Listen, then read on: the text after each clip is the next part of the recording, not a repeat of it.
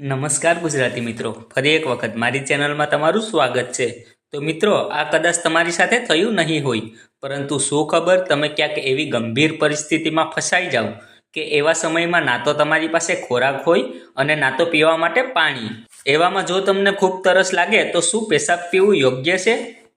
આમ તો સામાન્ય વાતાવરણમાં કોઈ પણ મનુષ્ય 1 અઠવાડિયા સુધી પાણી પીધા સિવાય રહી શકે છે। જો કોઈને ખૂબ તરસ લાગે અને એના શરીરમાં પાણીની કમી થઈ જાય તો આર્મીના મુજબ આ પ્રવાહી ક્યારેય ના પીવા જોઈએ। નંબર 1 દારૂ, નંબર 2 લોહી, નંબર 3 દરિયાનું પાણી અને નંબર 4 પેશાબ। જો જોવામાં આવે તો પેશાબ દરિયાના પાણીથી અલગ નથી। પેશાબમાં 95% પાણીની સાથે સોડિયમ ક્લોરાઇડ અને યુરિયા મળેલું હોય છે। સાથે દરિયાઈ પાણીમાં પણ 96.5% પાણીની સાથે સોડિયમ ક્લોરાઇડ પણ મળેલું હોય છે।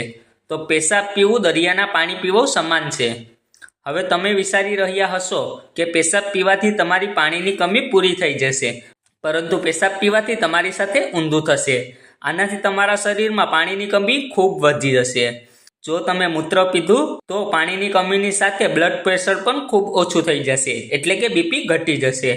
આના કારણે તમારા શરીરના મહત્વપૂર્ણ અંગો જેવા કે હૃદય અને ફેફસા સુધી લોહી ઓછું પહોંચશે, જેના લીધે આ અંગો ખરાબ થઈ શકે છે અને કામ કરવાનું પણ બંધ કરી શકે છે।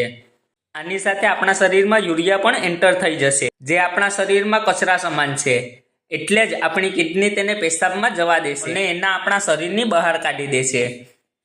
જો આપણે પાણીની જગ્યાએ પેશાબ પી લઈએ તો આપણી કિડનીને વધારે કામ કરવું પડશે, જેના કારણે આપણી કિડની ફેલ થઈ જશે।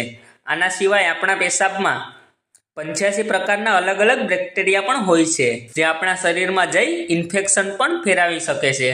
એટલે મારી તો આ જ સલાહ છે કે જો તમારી સમક્ષ આવી પરિસ્થિતિ ઊભી થાય તો પેશાબ ક્યારેય ના પીવો। તો મિત્રો, આજના માટે આટલું જ। મળીશું ફરી એક નવી જાણકારી સાથે। ધન્યવાદ।